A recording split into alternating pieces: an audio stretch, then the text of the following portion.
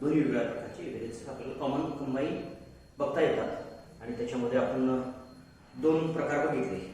एक homologous organs बघितले.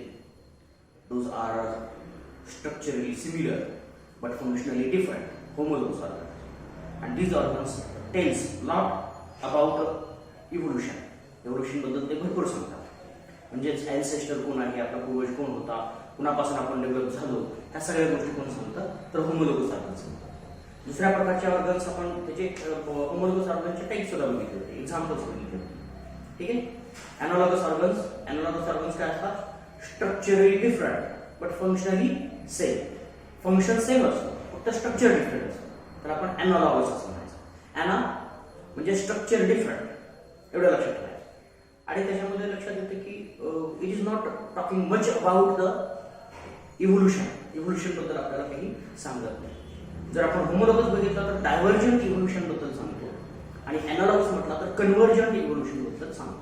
कन्व्हर्जंट म्हणजेच एखाद्या ऑर्गॅनिझमचं डिफरंट ऑर्गॅनिझम फंक्शनसाठी एखाद्या दुसऱ्या ऑर्गनमध्ये कन्वर्ट होणे, त्याला कन्व्हर्जन असं म्हणायचं. म्हणून आपल्याला convergent evolution don't talk about the ancestors and all that. They will not give information about the ancestors. Then another important evidence, that is the vestigial organs. Vestigial organs, these are the organs which are non-functional. एक शास्त्र, what we can say, reduced structure. Reduced in structure. त्यांचं structure कसं असेल, reduce झालेलं आपल्याला बघायला. Then they lost their function. दुसरी condition आपली function. Lost their function. Or what we can say, they might be what we can say, they are not performing their function properly because of there is no much need of these organs. So they are non-functional. They are non-functional organs. जे non-functional organs आहेत त्या ऑर्गन्सला आपण काय म्हणतो, तर vestigial organs असं म्हणणार आहोत. So what happens, they undergoes a degeneration because of their no use. Undergoes a degeneration. Degenerated organs. Degenerated organs of the body are called as a vestigial organ. Vestigial organ, they have very small part of them representing that they are present in the body. ते आपल्या बॉडीमध्ये आहेत याचा पुरावा मात्र आपल्याला असलेला बघायला मिळतो. पण ते ऍक्च्युअली फंक्शनल मध्ये आहेत का, फंक्शन मध्ये आहेत का, तर नाही. ही गोष्ट आपल्याला इथे लक्षात येते. So what we get from this vestigial organs, we get the information that these were once upon a time, these organs were active or these were functional one. हे organs काय होते, functional होते. पण right now in the present day condition they are reduced in their structure, they lost their function or they are non-functional, they are degenerated one, and therefore we do not see such a functional structure of this vestigial organ. Vestigial organs आपल्याला functional structure असलेलं बघायला मिळत नाही. त्यालाच आपण काय म्हणतो, these are the rudimentary organs. त्याला काय म्हणायचं, rudimentary organs. These rudimentary organs fails to do its function. Okay, there are lot many examples of this vestigial organs in the human being as well. Human being मध्ये सुद्धा आपल्याला examples वेगवेगळ्या प्रकारची असलेली बघायला मिळतात. साधं सिंपल. आपल्या डोळ्यामध्ये कधी तुम्ही केअरफुली जर बघितलं असेल तर आपल्या डोळ्यामध्ये आतल्या बाजूला एक छोटासा पडदा असतो. त्याला काय म्हणायचं, nictitating membrane. Nictitating membrane in eye. Human eye. Nictitating membrane of a human eye. Human eye मध्ये एक विशिष्ट अशा प्रकारचा मेम्ब्रेन आहे. जर आपण बघितलं तर इथे छोटासा फोल्ड बघायला मिळतो, आरशाचा याचा बघायचा. इथं आतल्या बाजूला एक छोटासा फोल्ड, मेम्ब्रेनस फोल्ड असलेला बघायला मिळतो. आणि तो फोल्ड म्हणजे काय असतो, निक्टिटॅकिंग मेम्ब्रेन असतो. When you look at the other animals, दुसऱ्या ॲनिमल मध्ये जर बघितलं तर तो जरासा मोठा असलेला बघायला. बर्ड मध्ये जर बघितलं तर nictitating membrane is well developed. Bird मध्ये काय असतो, वेल डेव्हलप्ड असतो. कधी कोंबडीच्या डोळ्याला काय करायचं, कोंबडी पकडलेली नसेल पण पकडलेली असेल तर असे डोळे त्याचे असे ओपन करून ठेवायचे आणि आतमध्ये बोट घालायचा प्रयत्न करायचा. तर त्याच्या आतमधून एक मेम्ब्रेन येतो, कोंबडीच्या डोळ्याच्या आतमधून एक membrane. That is a well developed connective membrane. Once upon a time we also do have that kind of membrane. आपल्याला सुद्धा तो तसा मेम्ब्रेन होता. But right now what happen, this membrane lost through the evolutionary time scale. Evolution ज्यावेळेस झालं त्यावेळेस हा membrane loss झाला. आता काय शिल्लक आहे, एक छोटासा मेम्ब्रेन आपल्याला असलेला, छोटासा फोल्ड असलेला skin fold is present at the corner of this I, inner corner of this I. आतल्या कॉर्नरला प्रेझेंट असलेला आपला. It is not functional. कधी तुम्ही एखाद्या जनावराच्या किंवा गाईच्या बैलाच्या असं अंगावरती हात ठेवून बघितलाय, त्याची स्किन अशी हलते, बरोबर. देअर आर मसल्स, वेगळ्या प्रकारच्या मसल्स आपल्याला प्रेझेंट असलेल्या बघायला. आपली स्किन हलते का, बघा. डास बसला आपण हलवू या स्किन, हात लावायचा नाही, उडून जाईल, असं होतं का, नाही. These muscles lost their function. आपले मसल्स फंक्शन लॉस झाले. पण काही लोक बघा केस हलवतात, मी ते हलतात, ते काय, तिथं ते मसल्स ऍक्टिव्ह आहे. आता तिथं ऍक्टिव्ह आहे, तिथं फंक्शनल आहे, पण बाकीच्या बॉडीमध्ये ते फंक्शनल नाही. त्याला काय म्हणायचं, आता बाकीच्या बॉडीमध्ये जे मसल्स फंक्शनल नाही आहे त्यांना काय म्हणायचं, वेस्टिजियल ऑर्गन्स, वेस्टिजियल टिश्यू. त्याला टिश्यू म्हणायचं, म्हणून आपण त्याला वेगळं महत्व देतो. स्किन आपल्याला असलेली बघायला. Then there is another example we can take, that is the presence of the wisdom teeth. Wisdom teeth or wisdom teeth, wisdom teeth, or what we can say, it is a third molar,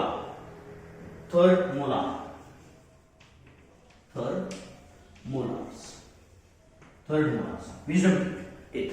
आपण म्हणतो ना अक्कल दाढ आली की अक्कल येते, अक्कल आली की दाढ येते, असं आपलं जरी म्हणलं असलं तरी आजकाल ते काय राहिलेलं नाही. अक्कल आली तरी दाढ येत नाही आणि दाढ आली तरी अक्कल येत नाही, असं असतं. त्याच्यात काही रिलेशन आता राहिलेलं नाही. अगोदर होतं की ठराविक वेळेनंतर, ठराविक काळानंतर हा तो थर्ड मोलार आहे. 3 मोलार असतात आपल्याला. किती असतात, 3 मोलार असतात. लक्षात ठेवायचं, पहिले 2 इन्सिसार असतात, बरोबर. त्याच्यानंतर 1 कॅनाइन असतो, त्याच्यानंतर 2 प्रीमोलार असतात आणि 3 मोलार असतात. आणि शेवटचा जो मोलार असतो तो आला तर येतो, नाही तर नाही येत. It is not mandatory. ठीक आहे, तो ओरिजिन होतो किंवा नाही होतो, कधी कधी होतो, कधी कधी जातो, असं पण असतं. That is based on the many different kinds of adaptations in our body, because we do not have function for it. त्याच्यासाठी फंक्शनच नाहीये. त्याचं काम पहिले 2 मोलार आहेत तेच पार पाडतात, म्हणून त्याला फंक्शन नाही, म्हणून तो काय त्याला येत नाही. ठीक आहे, उगवत नाहीये, म्हणून तो काय त्याला वेस्टिजियल नाही असं म्हणतो का आपण. It is not absent, but it is in the non functional condition. जर आपण पाठीमागे जर असा हात घातला एकदम शेवटी तर आपल्याला थोडासा उंच वाटायला लागेल. That is a premolar, sorry third molar. Okay, तिसरा मोलार आपल्याला तिथं प्रेझेंट असलेला आपल्याला. So this is also considered as a vestigial organ, because in lot many different kinds of the animals this third molar is highly active. Third molar हा जास्त active असलेला आपल्याला मिळतो, पण आपल्यामध्ये तो ऍक्टिव्ह नाहीये. आपल्या जबड्याची जी अरेंजमेंट आहे ती बदलली. अगोदरचे जर ह्युमन बिंग जर बघायचे आपल्याला ह्युमन इव्होल्युशन, तर त्यांचे जबडे असे मोठे होते, खाली होते, असे लांब होते. ठीक आहे, पुढे आलेले होते. माकड बघा, माकडाचा हा जो जबड्यांचा पार्ट आहे तो पुढे आलेला बघायला मिळतो. त्याला आपण प्रोट्रुडिंग स्नाउट असं म्हणतो, बरोबर. त्या स्नाउट मुळे काय झालं, त्यांना मोलारला स्पेस भेटला, भरपूर स्पेस भेटला. Therefore they could use it, but we couldn't use because we have reduced. ज्यांच्या आता काही असतात ऍबनॉर्मॅलिटी काही लोकांमध्ये असतात, तर खालचा जबडा एकदम रिड्यूस झालेला असतो, इथपर्यंतच असतो. त्यांच्यामध्ये हे दात फार घशात गेलेले बघायला मिळतात. मग घशात गेल्यानंतर काय होईल की ह्या बऱ्याचशा दातांची संख्या कमी होते. अशा पण गोष्टी आपल्याला इथं प्रेझेंट असलेल्या बघायला मिळतात. So it is a third molar, that is a wisdom teeth is also a vestigial organ. तो सुद्धा vestigial organ आपल्याला प्रेझेंट असलेला बघायला मिळतो. Yes, another coccyx. Coccyx is a, what we can say, a tailbone. When we look at the spine, of our body at that time, it has a very what we can say pointed end, छोटस pointed end असते त्या बघा, and that is a reduced tail. tail काय झाली, reduce झाली, but it has its own representation in the body.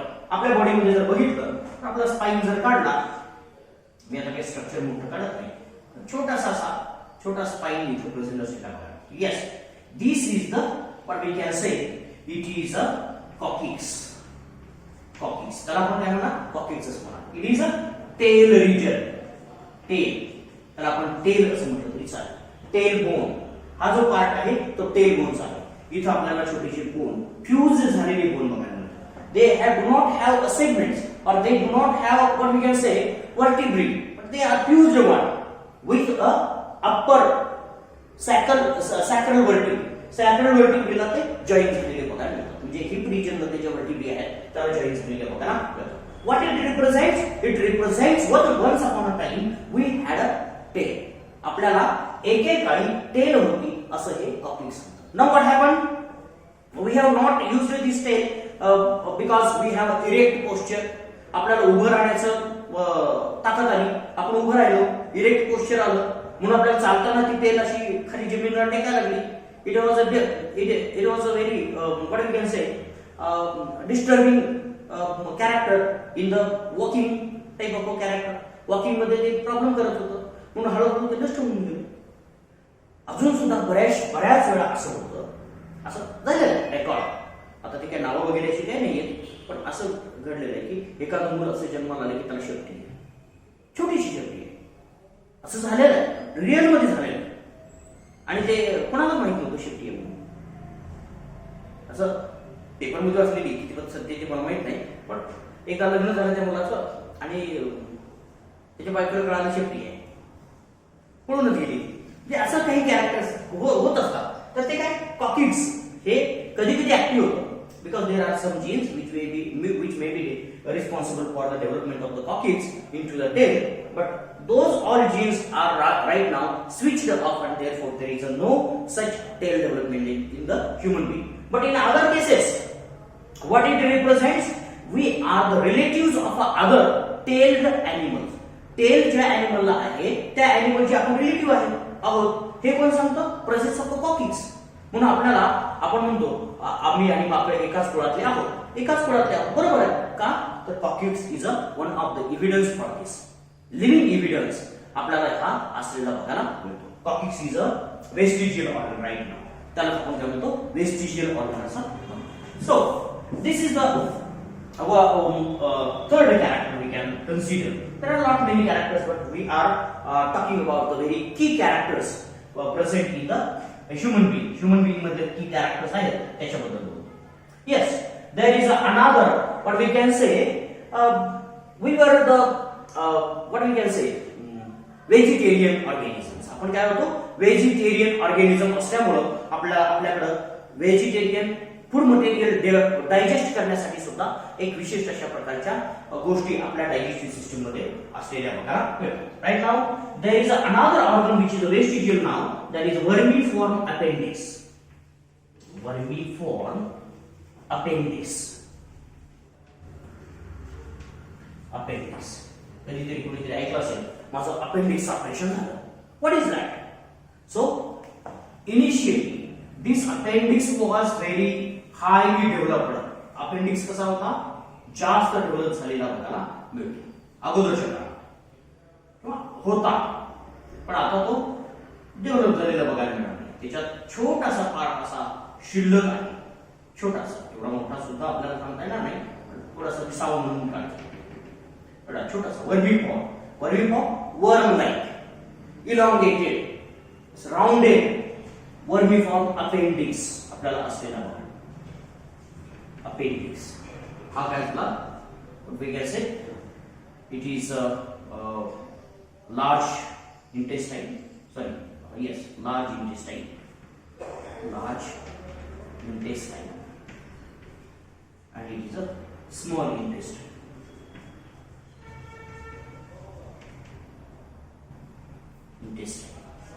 Small intestine आणि large intestine अशा दोन पार्ट मध्ये जर आपण बघितलं तर कोलॉन म्हटलं तरी चालेल. या दोघांच्या मध्ये काय होतं की एक विशिष्ट अशा प्रकारचा पार्ट प्रेझेंट असलेला आपल्याला मिळतो आणि हा जो छोटा पार्ट आहे त्या पार्टमध्ये काय होत होतं तर जे काही फर्मेंटेशनची प्रोसेस आहे फूड मटेरियल डायजेशन मध्ये ते फर्मेंटेशन ह्या अपेंडिक्स मध्ये होते ऍक्च्युली सुरुवातीला बघायला गेलं तर असा मोठा अपेंडिक्स असायचा आणि याच्यामध्ये फूड मटेरियल स्टोअर केलं जायचं आणि ते डायजेस्ट केलं जायचं अजून सुद्धा हा अपेंडिक्स आपल्याला मंकी सारख्या एनिमल मध्ये प्रेझेंट असलेला आपल्याला मिळतो but right now what happen it has been very thread like structure only in the human being मध्ये फक्त थ्रेड लाईक स्ट्रक्चर शिल्लक राहिलेलं आपल्याला मिळतं आणि ह्या स्ट्रक्चर मुळे काय होतं तर आता आपल्याला काही फंक्शनल नाहीये so it do not help with in the specially digestion मध्ये आपल्याला कुठल्याही प्रकारची हे मदत करत आता मदत का करत नाही तर आपल्याला काय झालं की we have started to eat cooked food material and there is a no need of fermentation ची गरज आहे का बॅक्टेरियल ऍक्शन ची गरज आहे का already we are using digested food material cooked food material and therefore this appendix becomes reduced in their structure and then it lost its function and therefore we say in many what we can say animals such as cattle this kind of what we can say appendix is developed into the another kind of a stomach we call and therefore it plays very important role in the digestion as well वेगवेगळ्या प्रकारचं digestive system आपल्याला digestion साठी असलेली बघायला मिळते पण इथं मात्र आपल्याला छोटंसं स्ट्रक्चर प्रेझेंट असलेलं बघायला मिळतं म्हणून त्याला आपण काय म्हणतो वर्मी फॉर्म अपेंडिक्स असं म्हणतो this appendix is considered as a vestigial organ हा आपल्या पूर्वजांमध्ये प्रेझेंट होता आणि आता तो कमी व्हायला लागला कालांतराने हा नष्ट होईल कालांतराने वेस्टिजियल सुद्धा राहणार नाही शिल्लकच राहणार नाही आणि नंतर आपण म्हणेल की हा आपल्यात कधी नव्हताच असं पण होण्याची शक्यता आहे पण आता आपल्याला एव्हिडन्सेस आहेत ते पुरावे आपल्याला नंतर वापरता येतील तर अशा वेगळ्या प्रकारचे vestigial organs they are also acting as a what we can see they act as a evidences for the evolution साठी हे एव्हिडन्स म्हणून काम केलेले बघायला मिळतात किंवा एव्हिडन्स म्हणून वापरता येऊ शकतात so these are the vestigial organs which proved as another kind of important evidence for the evolution साठी हा दुसरा evidence असलेला आपल्याला so these are the many different kinds of morphological evidences which can be used for the evolution साठी हे सगळे वेगवेगळ्या प्रकारचे जे evidences आहेत त्याच्यातला हा morphological evidences आपण बघितलेला आहे next evidence we consider is the molecular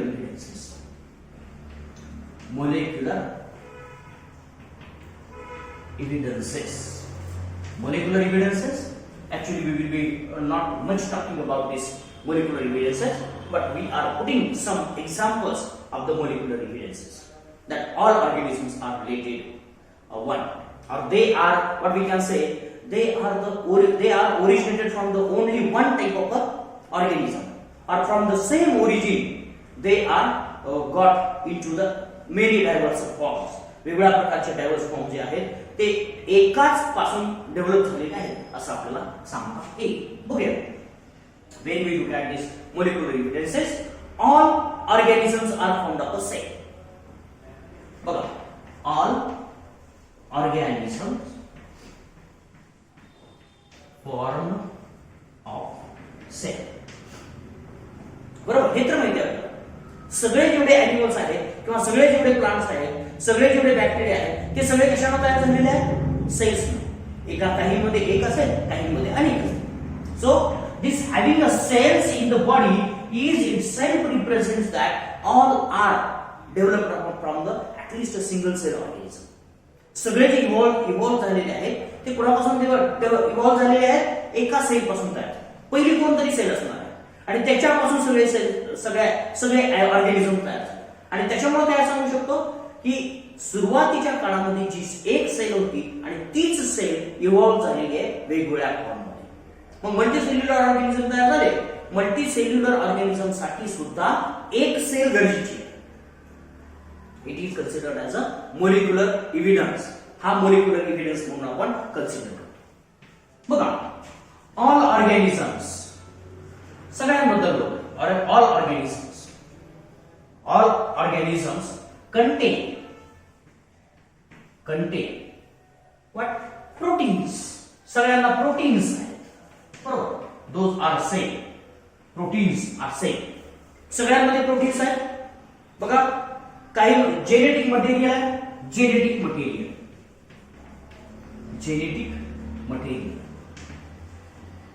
proteins and genetic material.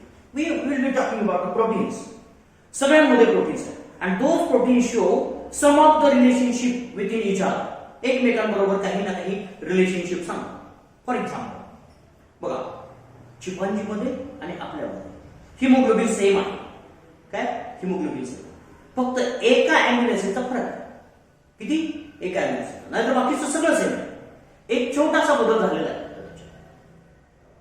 बरोबर. जर आपण विचार केला तर 150 अॅमिनो ऍसिड आहेत हिमोग्लोबिन मध्ये, त्यापैकी फक्त एक बदललं. किती? एक. एवढासा फरक आहे. म्हणून आपण काय म्हणतो haemoglobin of a human being and the chimpanzee is same. 99% same. Only 1% is difference. आपल्याला फक्त 1% डिफरन्स असलेला आहे. So proteins itself gives information about we are originated from the same type of ancestor. एकाच ancestor पासून आपण evolve झालेलो आहोत हे सांग. दुसरं genetic material. All the organisms do have DNA as genetic material. सगळ्या ऑर्गॅनिझम्ससाठी most of the animal organisms do have genetic material as a DNA and some have RNA. काहींमध्ये आरएनए पण आहे.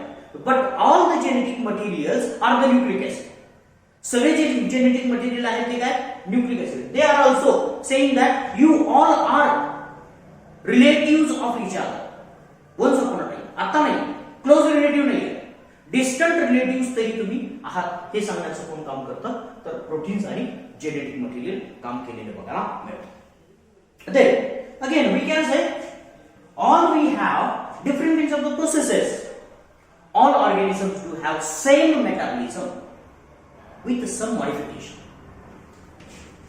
All have same metabolism. बघ सगळ्यांमध्ये काय metabolic activity काय होतात? सेम होतात. रिएक्शन्स काय होतात? सेम होतात. त्याच्यामध्ये रिएक्शन मध्ये बदल होतो का? नाही होत. थोडासा बदल झाला तर बघा ग्लुकोजचं ब्रेकडाऊन प्लांट मध्ये जसं होतं तसंच ह्युमन मध्ये सुद्धा होतं. काय म्हणतोय? ग्लुकोजचं ग्लायकॉलिसिस ही प्रोसेस प्लांट मध्ये जशी होते तशीच कुणामध्ये होते? ह्युमन मध्ये होते. म्हणजेच काय? मेटाबॉलिक ऍक्टिव्हिटी सेम आहे. ग्लुकोज तयार करण्याची जी प्रोसेस आहे ती ह्युमन मध्ये आणि प्लांट मध्ये सुद्धा सेम आहे. फक्त काही मॉडिफिकेशन आपल्याला असलेले बघायला मिळते. आता स्टार्च किंवा कार्बोहायड्रेट तयार करायचं, मोठं पॉलिसॅकराइड तयार करायचं, आपल्यामध्ये ग्लायकोजन असतं, त्यांच्यामध्ये स्टार्च असतं. एनिमल मध्ये काय? ग्लायकोजन आहे. प्लांट मध्ये काय? स्टार्च आहे. But both are formed of same type of monomeric units.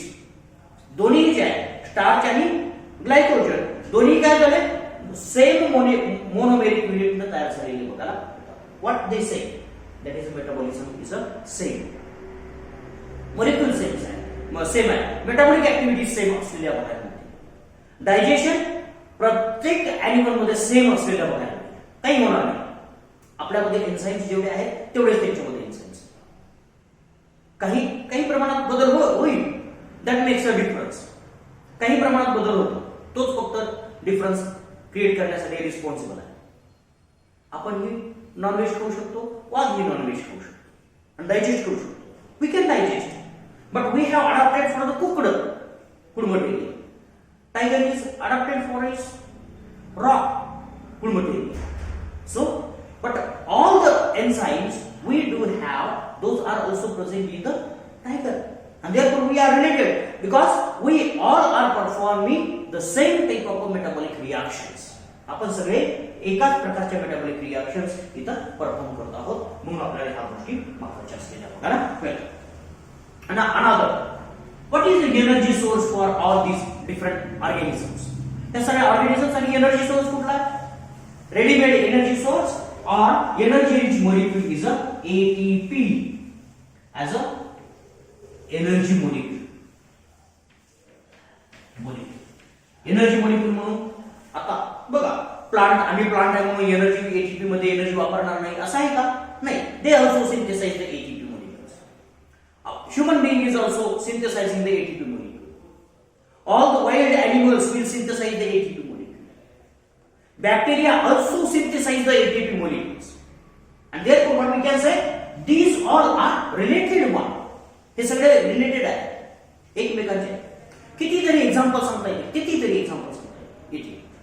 Mechanism of vision in most of the animal it is the same. Sensation, we do have sensation. सगळ्यांमध्ये sensation आहे. वेगवेगळ्या प्रकारचं असेल, कमी जास्त प्रमाणात असेल, पण सगळ्यांना आहे किंवा नाही हा महत्वाचा. Clear? They receive the light. All sense organs are also there. So what they say?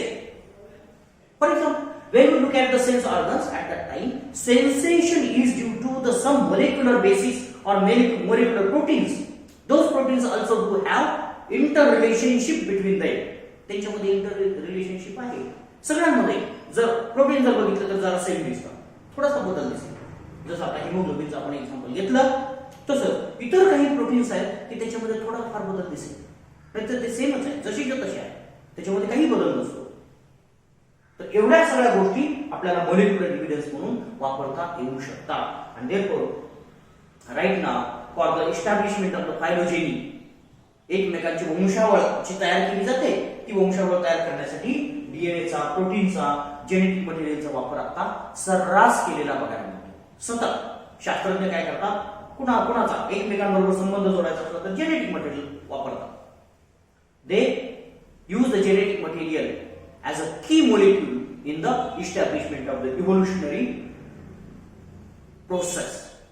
Evolutionary process कशी इस्टॅब्लिश झाली त्याच्यासाठी आपल्याला जेनेटिक मटेरियलचा, कारण it is a most stable structure आहे असं आपण म्हणतो, कन्झर्व्ड स्ट्रक्चर आहे असं म्हणतो. आणि त्याच्यामध्ये जर बदल झाला तर मोठा बदल होतो, म्हणून आपण अशा वेगवेगळ्या प्रकारचे एव्हिडन्स सुद्धा इथं कन्सिडर करतो. And then we call there is what we can say, there is a evolution. Otherwise we can't say. ह्या सगळ्या गोष्टी जर असल्या तर आणि तरच आपण काय म्हणतो की इव्होल्युशन झालं, अन्यथा झालेलं नाही. Okay, so these are the evidences. After this all evidences, one more point we have to elaborate in some way, that is the speciation event. What is the speciation?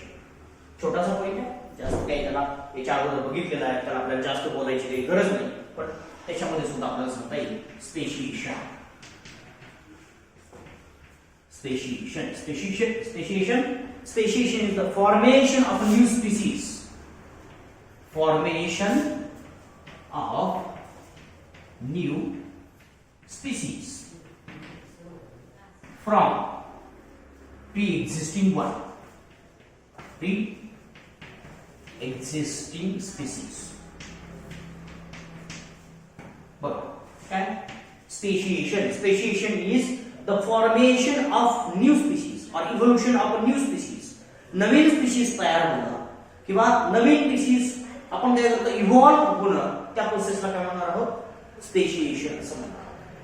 From the pre existing species, अगोदर जी exist झालेली species आहे त्या existing species पासून नवीन जर तयार झाली तर त्याला आपण काय म्हणणार, स्पेशिएशन. त्या प्रोसेसला काय म्हणणार, स्पेशिएशन असं म्हणणार. हे स्पेशिएशन वेगवेगळ्या कारणांमुळे झालेलं बघायला मिळतं. Speciation itself, what they do, what this speciation reveals, it reveals the divergence of the species. These species become a two different one from the single one. एका स्पीसीज पासून दोन वेगवेगळ्या प्रकारच्या स्पीसीज तयार झालेल्या आहेत याचा एव्हिडन्स आपल्याला इथं असलेला बघायला मिळतो. This speciation can happen in the many different way. आपल्याला वेगवेगळ्या कारणांमुळे झालेलं बघायला मिळतं. याच्या अगोदरच आपण क्लिअर केलेलं आहे. Speciation occurs due to isolation. आपण म्हटलं पहिले काय होतं, आयसोलेशन होतं. सगळ्यात महत्त्वाचा इव्हेंट आहे स्पेशिएशन मधला किंवा स्पेशिएशनच्या क्लोज असणारा इव्हेंट कुठला आहे तर आयसोलेशन. बघा साधं सिंपल, जे पुन्हा एका फ्लो चार्ट आपण बघूया. व्हॉट हॅपन्स, एन्व्हायरमेंटल फॅक्टर्स असतात, वेगवेगळ्या प्रकारचे फॅक्टर्स आहेत, त्याच्यामुळे काय होतं, changes genetic constitution, genetic material, काय होतं? जेनेटिक मटेरियल चेंज होतं. जेनेटिक मटेरियल चेंज झालं काय होतं? व्हॅरिएशन होतं. काय होतं त्याच्यामध्ये? व्हॅरिएशन. बरोबर. व्हॅरिएशन झाले काय होतं? व्हॅरिएशन accumulates, accumulate होतं. accumulate झाले काय होतं?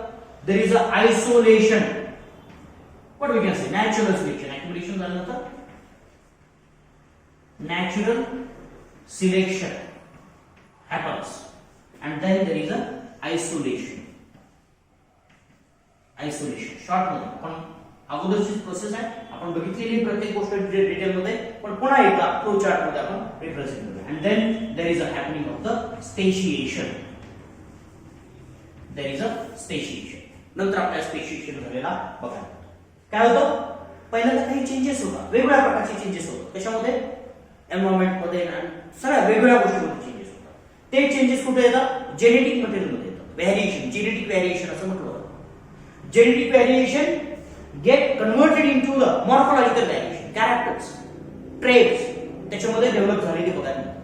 ते काय होतात? accumulate होतात. accumulate म्हणजे अनेक चेंजेस एकत्र येतात. त्याला आपण काय म्हणतो? म्हणजे एक चेंज झाला, अजून एक बदल झाला, असे दोन बदल ऍड झाले, अजून पुन्हा त्याच्यामध्ये अजून एक ऍड झाला, असे तीन बदल झाले. असे तीन बदल एकत्र आले की त्याला आपण काय म्हणतो? accumulation of characters, accumulation of formation of new character, Naveen character. आणि नवीन कॅरेक्टर कसं सिलेक्ट होतं? Through the natural selection. बघितलं आपण कुठल्या कुठल्या प्रकारचे प्रेशर त्याच्यामध्ये असलेले बघायला मिळतात. Some are the stabilizing, some are the directional, some are the destructive type of natural selection. And then some of the characters are selected. काही कॅरेक्टर्स आपल्याला सिलेक्ट केलेले बघायला मिळतात. And then once these characters are selected, then there is a isolation of a species. Isolation काय होतं? म्हणजे natural selection always do not lead to the isolation, but natural selection is a earlier process to the isolation. Isolation च्या अगोदरची process. Then they get isolated due to the many different kinds of the factors. बघितलं आपण geographical barriers असतील किंवा वेगळ्या reproductive barriers असतील, वेगळ्या प्रकारचे barriers असतील. And then there is a speciation. बघूया where this isolation occurs in the two different forms. Isolation कधी कसं झालं किंवा कशा पद्धतीने झालेलं आहे ते जर आपण बघितलं तर आपल्या लक्षात येईल की how this speciation occurs. First type of speciation can be divided into the two or three different types. पहिल्यांदा आपण दोन प्रकारचं बोलणार आहे, बेसिक, आणि त्याच्यानंतर तिसरा जो प्रकार आहे तो हायब्रिड आहे, आर्टिफिशियल आहे. त्याच्यामध्ये काही जास्त विचार करायची गरज नाही. First is the allopatric speciation. Allopatric speciation. Speciation due to the geographical isolation. त्यालाच आपण काय म्हणू? Geographic speciation असं म्हटलं जातं. Speciation. Allopatric किंवा geographic speciation. मुद्दामून मी geographic हा शब्द तुम्हाला लक्षात ठेवायचा आहे. What happens? For example, there are, say, this is the complete part of the India. छोटा सा पार्ट, मधला इंडियाचा पार्ट एवढा आहे, बरोबर? मधला इंडियाचा पार्ट एवढा आहे. इकडे मध्य प्रदेश आहे आणि इकडे आहे महाराष्ट्र, बरोबर? आणि इथे एक स्पीसीज होती, एक XY त्याची रेंज एवढी आहे. ही स्पीशीज कुठे सापडते? एवढ्या रेंज मध्ये सापडते, म्हणून त्याला स्पीशीज रेंज असं म्हणायचं. ह्या एरियाला काय म्हणायचं? स्पीशीज रेंज असं म्हणायचं. Why it is called as a species range? Because these species can be found in this area. ह्या एरियामध्ये ही स्पीशीज सारखी आपल्याला सापडते आणि तिथंच रिप्रोड्यूस करते हे आपल्याला माहिती आहे, म्हणून त्याला काय म्हणायचं? स्पीशीज रेंज असं म्हणायचं. काय म्हणायचं? स्पीसीज रेंज असं म्हणायचं. आपण म्हणत नाही रेंज आली नाही, बरोबर का? तर तिथं आपल्याला टावर येत नाही किंवा कॉल लागत नाही म्हणून रेंज नाही असं म्हणतो. पण ज्या ठिकाणी कॉल लागतो तिथं रेंज आहे असं आपल्याला लक्षात येतं. तसं ज्या ठिकाणी स्पीसीज सापडली त्या ठिकाणी तिथपर्यंत रेंज आहे असं म्हणायचं. मग कुठून कुठपर्यंत सापडते याचं आपण आउटलाईन करायची, त्याला आपण काय म्हणतो स्पीशीज रेंज असं म्हणतो, बरोबर. So what happens in the time, for example तिथं नर्मदा नदी आहे, बरोबर, नर्मदाच ना, नर्मदा, बरोबर. नर्मदाने काय केलं, ह्या एरियाला दोन भागामध्ये डिवाइड केलं. काय केलं, जिओग्राफिकल बॅरियर्स, रिव्हर काय झाली, रिव्हर आपल्याला तयार झाली. and this river separated these two area from each other, and therefore there is a formation of a, what we can say, X population and Y population. So what happened here, geographical isolation, geographic isolation,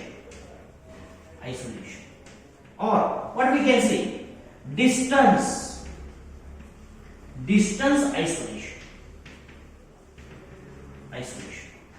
Geographic isolation किंवा distance isolation is the key in the allopathic speciation. Allopathic speciation मध्ये सगळ्यात महत्त्वाचं काय असतं, geographic isolation महत्त्वाचं असतं, किंवा त्याला आपण काय म्हणतो distance isolation, because they have a separate distance, or two populations are completely away from each other, and therefore they cannot come and interbreed. So what happens, because of this geographic isolation, or what we can say distance isolation, there is a no interbreeding होते का, नाही. And so these gives rise to the new species form. बघा, नवीन species आपल्याला तिथं तयार झालेली बघायला मिळते. कशी, जिओग्राफिक आयसोलेशन होतं, आता ही वाय स्पीशीज होईल आणि ही एक्स स्पीशीज होईल, बरोबर. दोन पॉप्युलेशन सेपरेट झाल्या, कशामुळे, river is the geographical barrier. River काय झाला, जिओग्राफिक बॅरियर असलेला आपल्याला मिळतो, आणि त्याच्यामुळे त्या दोन्ही सेपरेट झाले. आणि सेपरेशन झाल्यामुळे काय झालं, एकमेकांबरोबर इंटरब्रीडिंग होऊ शकत नाही, आणि therefore they got raised into the new species, बरोबर. तर दुसरं काय होईल, माउंटेन असेल इथे, बरोबर, माउंटेन रेंज आपल्याला असलेल्या बघायला, बरोबर. त्याच्यामुळे एकमेकांबरोबर हे कम्युनिकेट करू शकत असते. अशा पद्धतीनं आपल्याला ह्या स्पीशीज तयार झालेल्या बघायला. So one of the good example of this allopathic speciation is the, what we can say, adaptive radiation. Example what, this allopathic radiation leads to allopathic speciation leads to adaptive radiation. कशाला जन्म देतं, adaptive radiation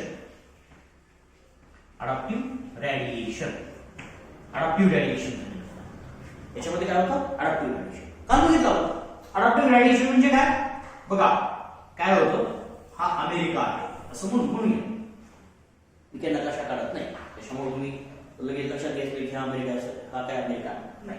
बघा इथं a species आहे, इथे E आहे, sorry ए आहे, इथं पण ए आहे, ह्या सगळ्या अमेरिकन कॉन्टिनेंट मध्ये a species. What happen, because of the continental drift, what is that called it as a continental drift, continental drift. What happened, continent got separated from each other.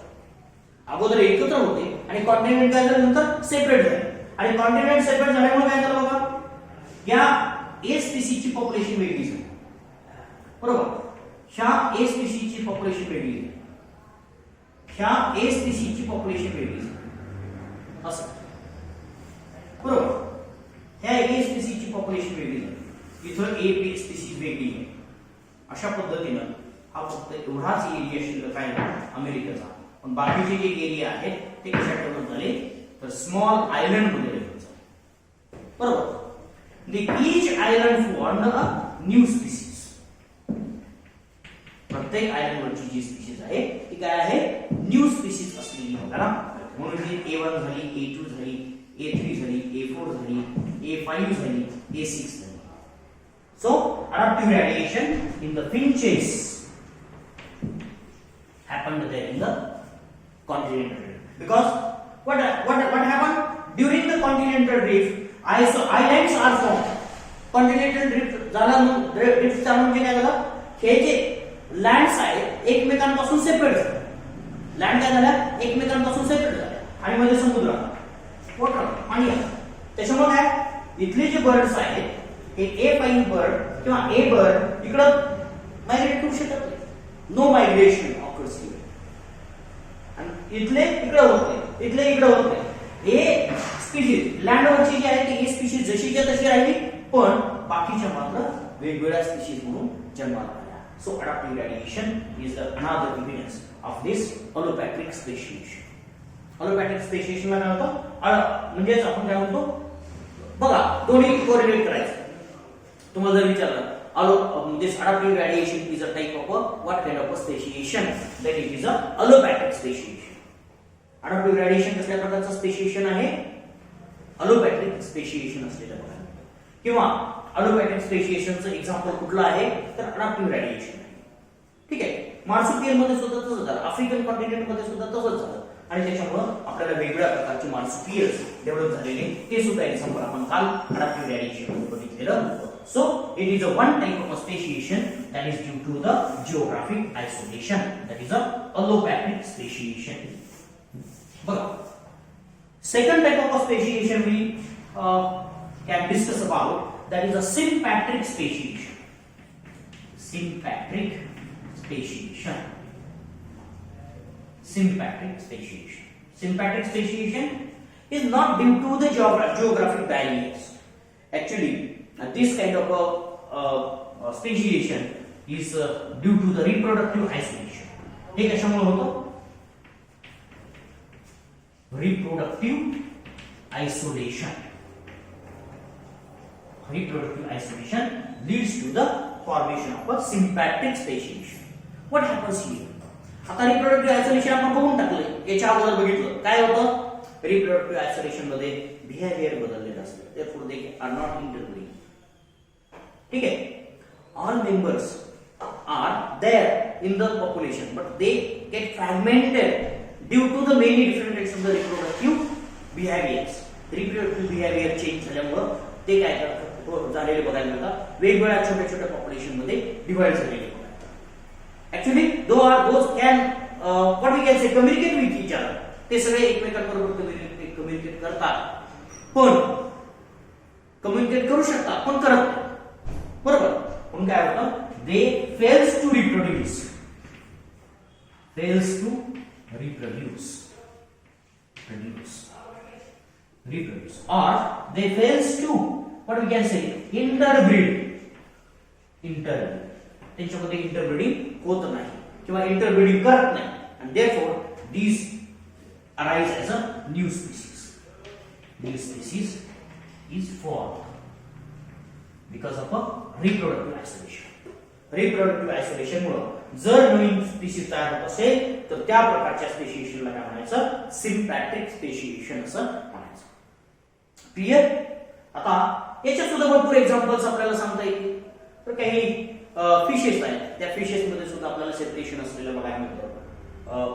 allopathic मध्ये geographical isolation आहे, इथं reproductive isolation. एवढाच फक्त आपल्याला इथं फरक असलेला बघायला मिळेल. So this lead to the different types of the species formation. And finally, what we can say, another important kind of speciation we can say, intraspecific speciation that we can say within different species, between different kind of species, they can combine together and they form a new species. But most commonly, those are not a fertile one. Therefore, we do not consider that as a speciation event, but they also contribute into the speciation. आता ह्या दोन्हीमध्ये आपण काय करतो तर आपण these both allopathic and sympatric speciation is a intraspecific speciation. हे काय intraspecific.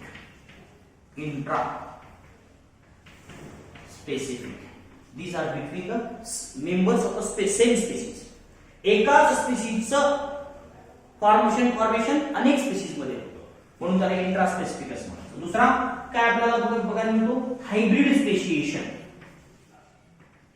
Hybrid speciation.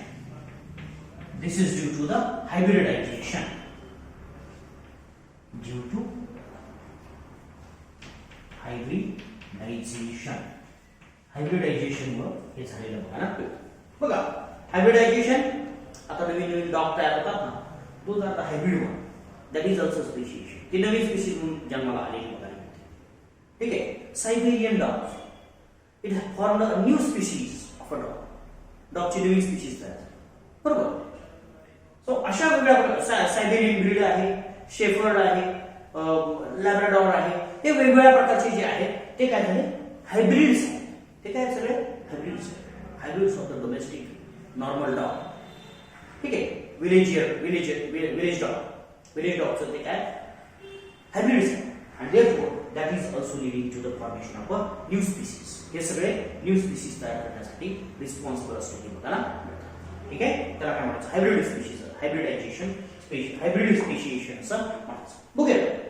This hybrid speciation, one of the example we have, that is a mule. आपण तयार केलं mule is a hybrid of a horse and donkey. बरोबर. Horse आणि डॉंकीचं आपल्याला hybrid असलेलं बघायला मिळतं. याच्यामध्ये म्यूल मध्ये काय झालं, male donkey and female horse. काय झालं, male donkey and female horse यांचं ब्रीड तयार झालं आणि तो काय झाला, म्यूल तयार झाला. काय झाला, म्यूल तयार झाला. आणि दुसऱ्यामध्ये काय केलं, उलट कसं केलं, त्याला हिन्नी असं म्हटलं जातं. Hinny male horse and female dog.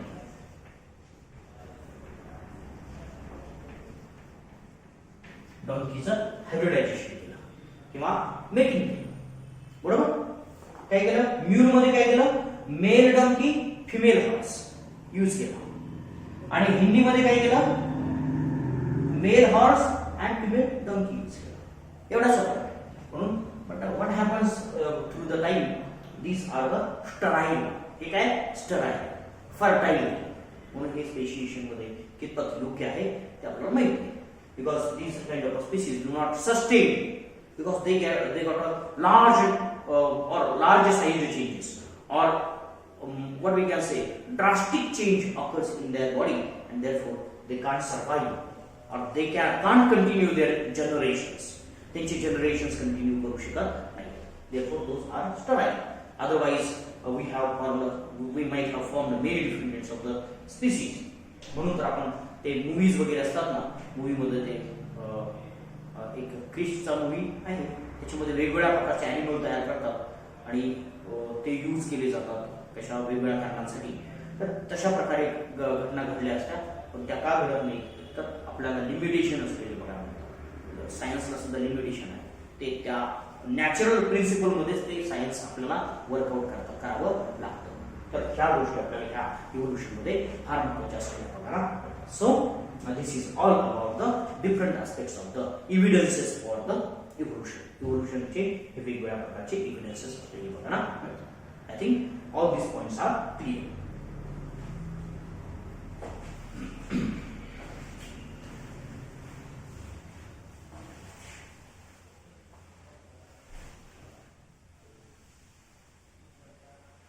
Another important point we have to discuss about the when these all events has occurred, or how these events are having occurred.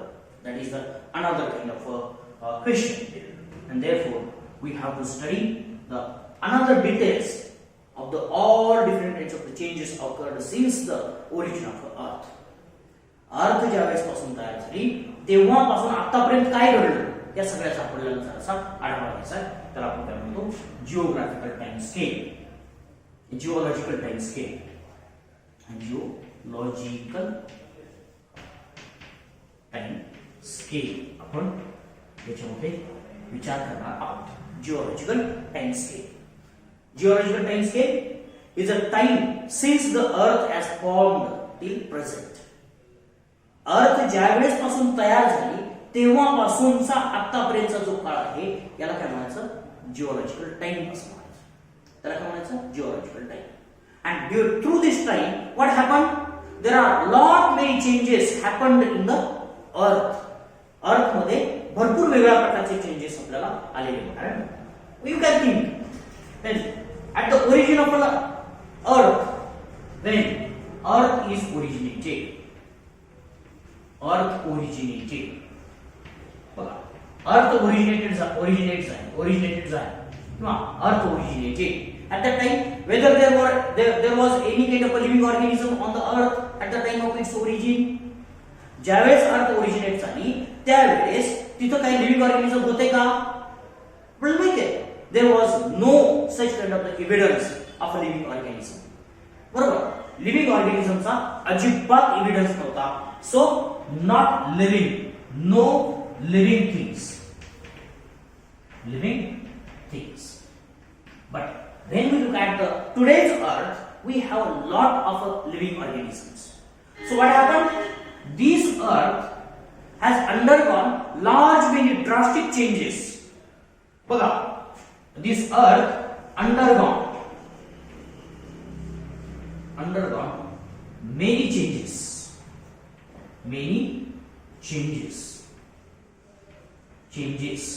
and then developed into the diverse life forms.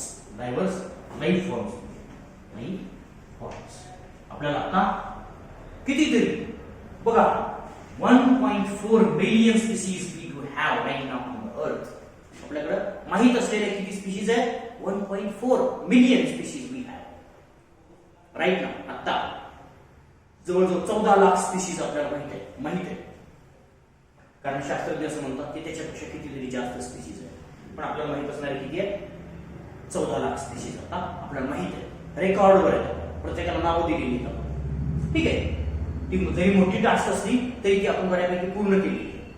अजून सुद्धा आपल्याला किती वेळ लागेल हे करायला माहित नाही, पण आपण आता डायव्हर्स लाईफ फॉर्म्स आपल्याला अर्थ वरती प्रेझेंट आहेत असं आपल्याला लक्षात येईल. Clear? So how this changes occur. So these changes, these all different kinds of the changes through this geological time scale.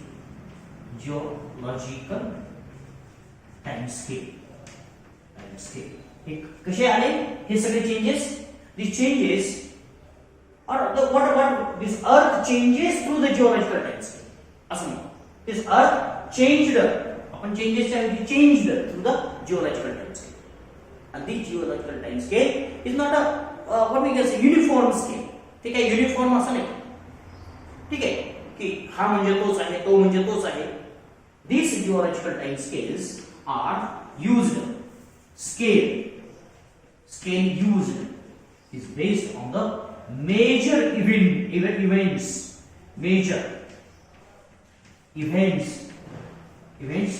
occurred on earth.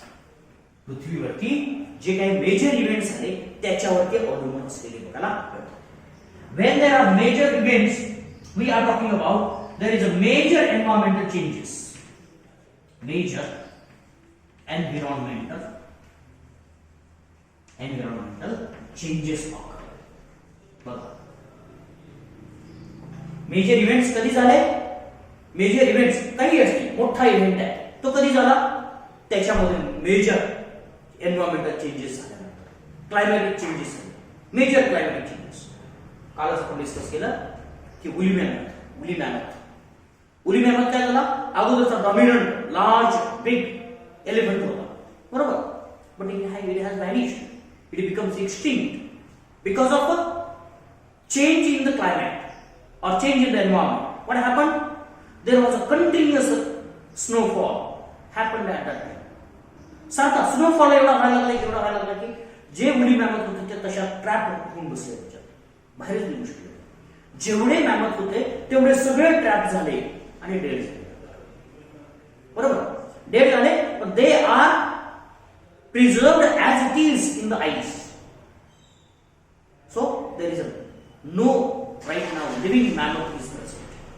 Living woolly mammoth is not present right now on the earth. आपल्याला पृथ्वी तलावरती living woolly mammoth present असलेला बघायला मिळणार नाही. So that is a major event we can consider. Actually it is minor event through when we look at the अर्थच्या दृष्टीनं तो छोटासा इव्हेंट आहे, बरोबर, छोटासा इव्हेंट.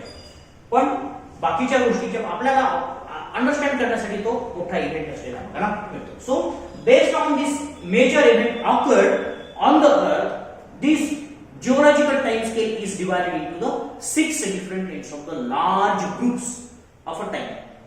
Large times, छोटा, आम्ही म्हणतो आमच्या काळामध्ये, असं म्हातारे लोक वगैरे म्हणतात ना, आमच्या काळामध्ये म्हणजे त्यांचा काळ म्हणजे काय, त्यांच्या आयुष्यातला तो मेजर इव्हेंट होता म्हणून त्यांचा काळ, आमचा काळ असं म्हणतो आपण.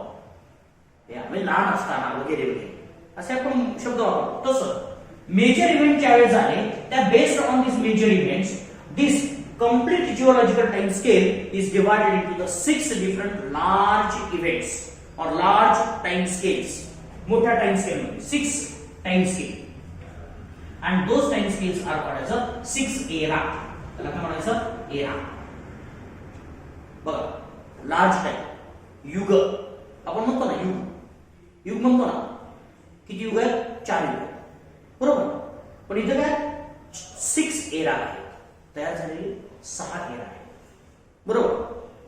आता याच्यामध्ये वेगवेगळे आपल्याला मत असलेली बघायला मिळतात, पण आपण एराच्या भाषेमध्ये बोलतो. 6 एरा आपल्याला असलेली बघा ना. What happen during this era, major events has occurred, बरोबर. 6 एरा जे आहेत, ह्या 6 एरामध्ये काय झालं, मेजर इव्हेंट्स आपल्याला झालेले बघायला मिळतात. खूप मोठे ड्रास्टिक चेंजेस अर्थ मध्ये झालेले बघायला मिळतात. And therefore this geological time scale is divided into the 6 eras, and then these era further divided into the smaller sized time scale. छोट्या time scale मध्ये सुद्धा आपल्याला हे डिवाइड झालेले बघायला. then those are divided into the periods जे आता म्हातारे लोक बोलतात ते. these are represented by the minor events. what we can say, minor events. आता जसं सांगितलं की वुली मॅमथ नष्ट झाला, वुली मॅमथ नष्ट झाला म्हणजे काय झालं, मायनर इव्हेंट आहे. Actually it is a big event for the woolly mammoth, but for the earth it is a very smaller event, छोटा इव्हेंट आहे. म्हणून मायनर इव्हेंट जर आपण कन्सिडर केले तर that minor event represents the periods. छोटा period, बरोबर, छोटा काळ. छोटा काळ म्हणजे तो असा छोटा म्हणजे 1 तासाचा 2 तासाचा असा नाही. It takes millions and billions of years, million आणि बिलियन इयर्स आपल्याला असे बघा. And then what we see, periods are further subdivided into the smaller time scales. बघा, सगळ्यात मोठा टाइम स्केल कुठला आहे, एरा. एरा नंतर छोटा टाइम स्केल कुठला आहे, पिरियड. पिरियड नंतर छोटा टाइम स्केल कुठला आहे, तर आपल्याला इपोच असलेला बघा, कुठला आहे, इपोच.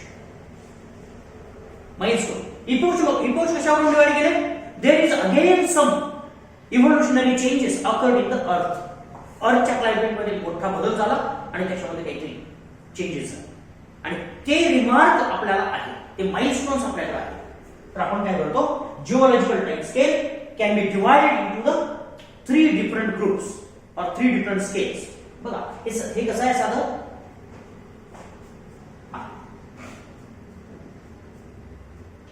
आवर्स, बरोबर. इपोच म्हणजे काय आहे, आवर. पिरियड म्हणजे काय, मिनिट, बरोबर. आणि सेकंड म्हणजे काय, इपोच, बरोबर. हा आवर्स आपल्यासाठी आवर्स आहे, पण अर्थ साठीचा आवर कुठला आहे, एरा. आता फक्त पृथ्वीच्या आयुष्यामधले 6 तास झालेले आहेत. लक्षात येते का मी काय म्हणतो, आपला तास जो आहे आता 1 तास संपला असं म्हणतो आपण, पण पृथ्वीच्या आयुष्यातला काय झाला, आता फक्त 6 तास संपलेले आहेत. म्हणजे पृथ्वीच्या दृष्टीनं एक इपोच म्हणजे काही, सॉरी, एक एरा म्हणजे काहीच नाहीये. म्हणतो ना आपण, देवाच्या घड्याळातला काटा फार मोठा असतो, स्लो असतो. आपलं आयुष्य म्हणजे त्याचा सेकंद असतो, बरोबर ना, असं म्हणतो आपण. म्हणतो तसंच आहे, हे तसाच प्रकार आहे. देवाच्या काळात इथून स्वर्गामध्ये गेलो की स्वर्गाचा काळ खूप मोठा असतो. स्वर्गातलं 1 वर्ष म्हणजे इथली हजारो वर्ष आणि लाखो वर्ष जातात. स्वर्गामधलं 1 वर्ष म्हणजे काय, इट डज मीन दिस. त्याचा अर्थ काय की हा आपला 1 आवर्स आहे आणि पृथ्वीचा काय 1 एरा आहे. एराला बिलियन्स ऑफ इयर्स लागतात. ठीक आहे, आपला मिनिट आहे तर त्यांच्याकडे पिरियड आहे छोटा. आपण अनालॉगस फक्त अंडरस्टँडिंग साठी करायचं आहे, असं काही नसतं. फक्त मोठा एरा आहे, छोटा पिरियड आहे आणि त्याच्यानंतर इपोच मध्ये आपण डिव्हाइड झालेलो बघायला मिळेल. ठीक आहे, तर अशा पद्धतीने हा जिओलॉजिकल टाइम स्केल आपल्याला डिव्हाइड करायचा आहे. Now what happens in the geological time scale? There are major events happen on the earth. What kind of major events that we have to discuss in brief. खरं तर जो प्रत्येक event आहे तो आपल्याला महत्वाचा फक्त मी घेणार आहे. बाकी काही जास्त डिटेल काय म्हणूया टेबल आपल्याला जो दिला आहे त्या टेबल मध्ये जसा आहे तसा मी काही घेणार नाही. टेबल काय जसं तसं मी सांगणार नाही. त्यातले महत्वाचे इव्हेंट जे मला वाटतात की तुमच्या दृष्टीने महत्वाचे आहे. बाकीचं सगळंच वाचायचं आहे, सगळ्याच महत्वाचं आहे, पण अति महत्वाचं जेवढं आहे तेवढं मी तुम्हाला इथं फक्त सांगणार आहे. बघूयात आपण काय काय घडलेलं आहे आणि काय काय इव्हेंट झालेले आहेत. पहिला सगळा ओव्हरऑल गोष्टवारा घेऊयात आणि मग पुन्हा गोष्टवारा झाल्यानंतर मग आपण टेबल काय आहे तो बघूया. सुरुवात जर घेतली तर याच्याही अगोदर आपण विचार केला origin of earth. Origin of earth आठवत असेल तर किती 4.6 बिलियन इयर्स अगो. BYA बया वगैरे काय म्हणायचं नाही, त्याला काय म्हणायचं बिलियन इयर्स अगो. मी मुद्दाम इथे लिहून ठेवतो billion years ago. Billion years ago आपलं जे वर्ष आहे तेच वर्ष आहे, फक्त बिलियन मध्ये आपण ते लिहिलेलं बिलियन इयर्स आहे.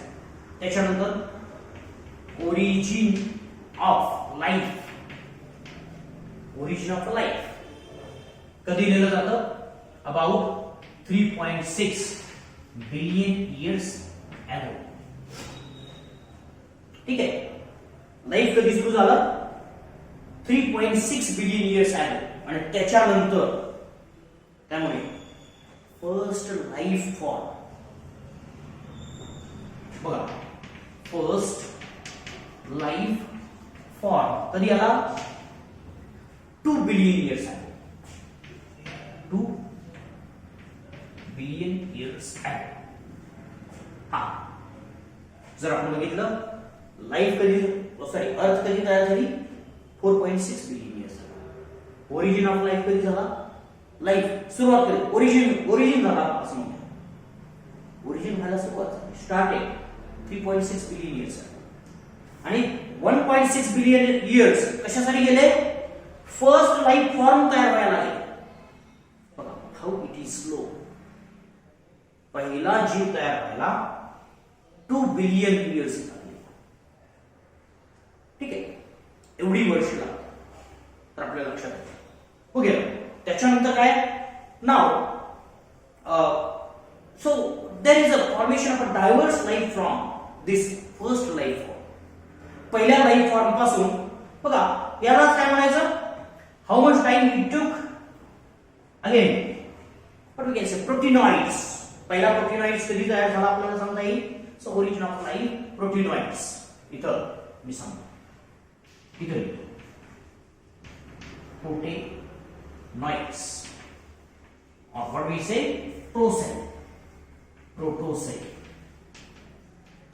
protocell. किंवा त्याला आपण काय म्हटलं युबायॉन्ट. काय म्हटलं होतं त्याला युबायॉन्ट असं म्हटलं बरोबर. and then from the proteinoid there is a formation of a what we can say first cell.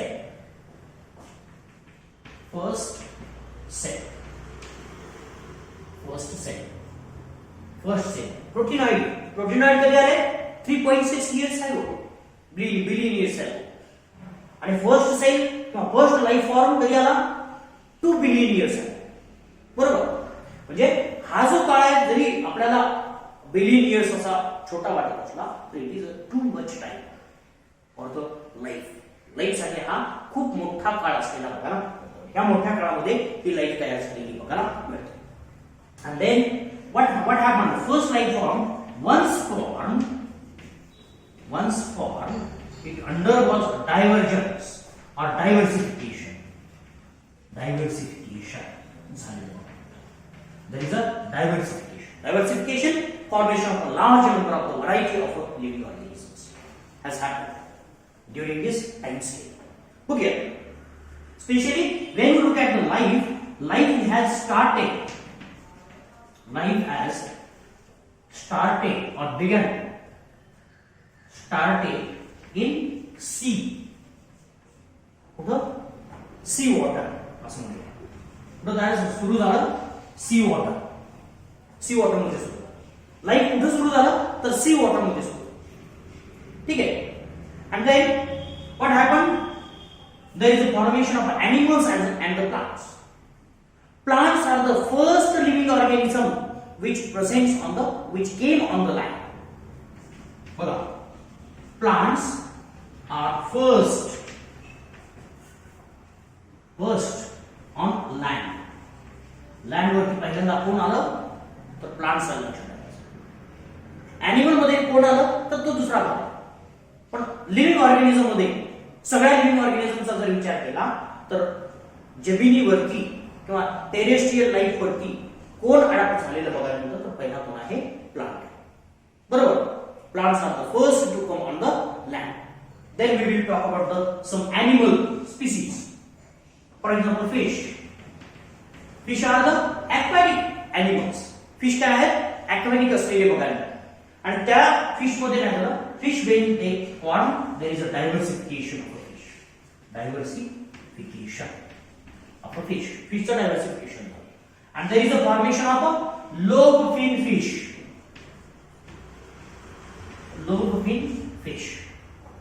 काय झालं लोब फिन फिश तयार. लोब्स असणारे फिन्स त्यांच्यामध्ये तयार झाले. This in some cases what happen they are stout and strong.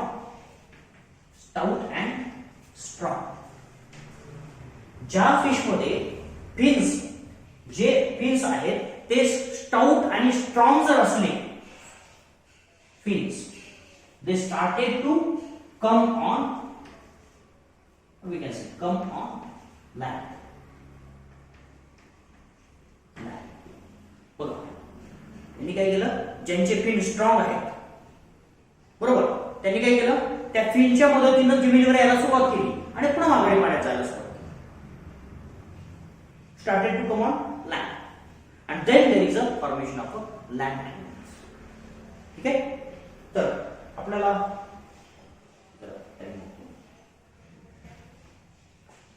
थोडंसं आपण continue करूया. So this first is then fish itself they started to come on land. Fish काय झाले लँड वरती यायला सुरुवात. फिशने हळूहळू सुरुवात केली. and then what happened these fish developed into the another kind of organism, then adapted into the amphibians. मग काय झालं amphibians fish. बघा त्याच्यातले काही स्पीश आता एव्हिडन्स सुद्धा आपल्याकडे असलेले बघायला मिळतात. So what we call it as those are called as a coelacanth. त्याला काय म्हणायचं coelacanths are called as a living fossils.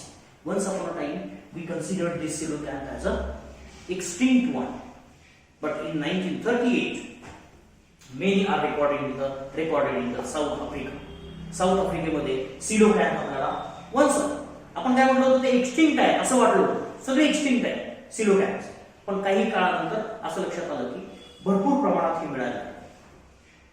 हे काय पाण्यामध्ये राहतात आणि जमिनीवर पण येतात. आता त्यांनी काही सुरू केलं माहितीये का पाण्यात राहायचं आणि जमिनीवर एखादा ॲनिमल आला की खायचा आणि आतमध्ये जायचं असं पण करायचं. तर ही सिलोकॅन्थ आहे.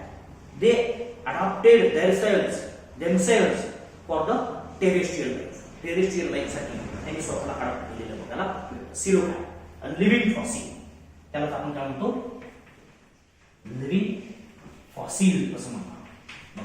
living fossils. So these coelacanths are representing the important event in the what we can say evolution of animal. Animalच्या evolution मध्ये हे सगळ्यात महत्त्वाचा रोल प्ले केलेली बघायला मिळतो. Okay, what happened during the many different events of the other events in the life of this what we can say coelacanth. तर काही fishes तसेच राहिले, काही amphibians मध्ये डेव्हलप झाले. Some are developed into the amphibians. Coelacanth are developed into the amphibians.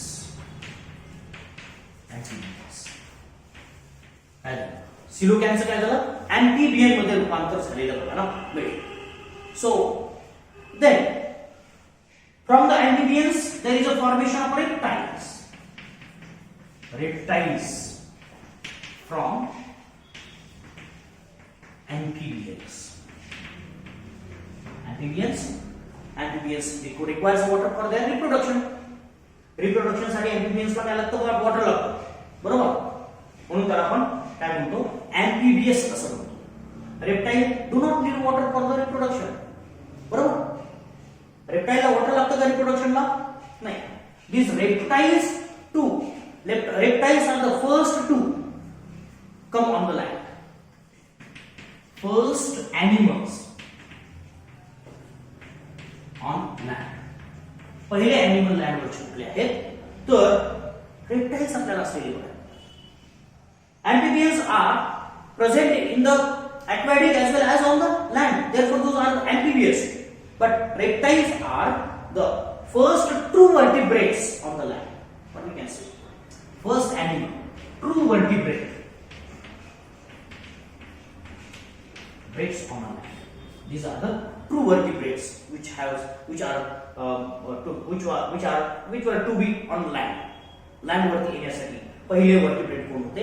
True vertebrate कोण होते? The reptiles. But what happened in this? For example, 0.2 billion years ago.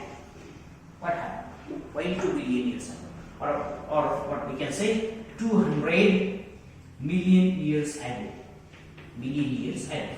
काय झालं? तर आपल्याला एक मोठा इव्हेंट तयार झालेला बघायला मिळेल. These reptiles were back to water. Reptiles काय झाले? वॉटर मध्ये गेले. लक्षात ठेवा. काय झालं? 200 मिलियन वर्षापूर्वी काय झालं? रेप्टाइल्स जे लँड वरती आलेले होते ते काय झाले? माघारी गेले. कुठे गेले? वॉटर मध्ये. And so those are the one of the good example is the ichthyosaurus.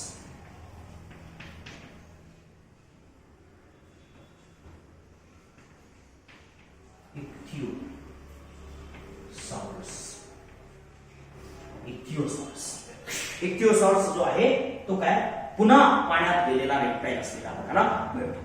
And then you all know about the 65 million years ago what happened?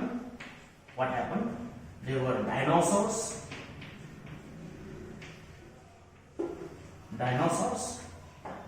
होते and there is a extinction of a dinosaurs. Dinosaurs काय झालं? Extinctions सुद्धा झालेलं. Extinction. बरोबर? Dinosaurs were extinct. And at that time dinosaurs were dominant reptile on the earth. Earth वरती कोणाचा dominance होता? तर डायनासॉर्सचा होता असं आपल्याला सांगतो. And then they become extinct as well about 65 million years ago. 65 million वर्षापूर्वी त्यांचं एक्सटिंक्शन झालेलं आपल्याला बघायला. त्याला आपण मास एक्सटिंक्शन असं म्हणतो. As soon as dinosaurs were extinct, dinosaur extinct झाले, mammals started to dominate. Mammals started to dominate the earth. Mammals ने काय केलं? अर्थ वरती डॉमिनन्स करायला सुरुवात. अर्थ वरती डॉमिनन्स करायला सुरुवात mammals ने केली. And then mammals were developed through the many different kinds of the forms. These are the first viviparous animals. हे mammals कसे होते? For example, mammals. मॅमल्स. आताचे मॅमल्स आहेत त्या काळचे सुद्धा तसेच होते. विविपॅरस होते, इंटेलिजंट होते,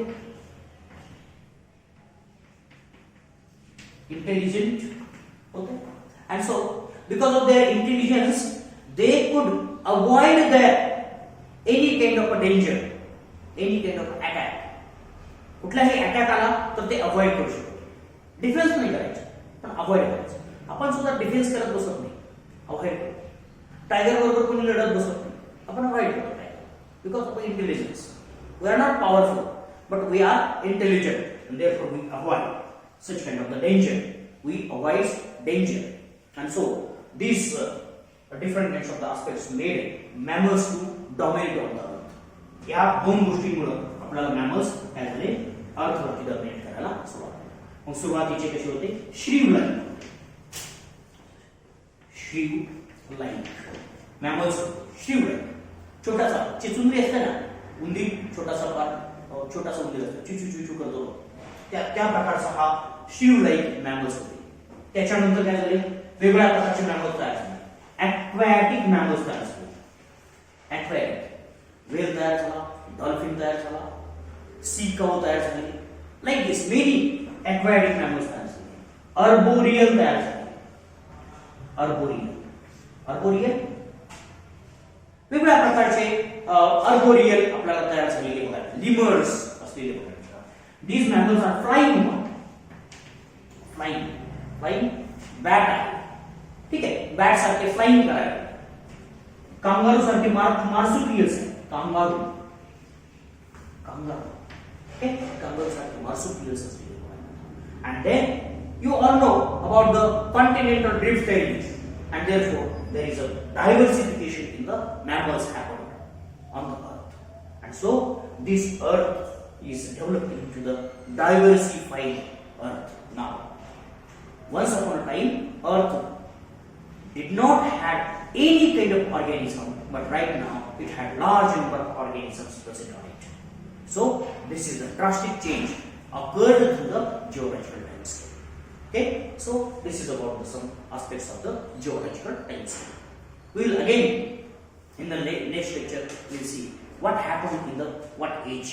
कुठल्या एज मध्ये काय घडलं आणि कुठले कुठले एराज कुठले आहेत, इपोज कुठले आहेत, पिरियड्स कुठले आहेत, याचा बद्दल जरासा अजून एक आढावा आपण घेऊ. Okay, will stop here. Thank you.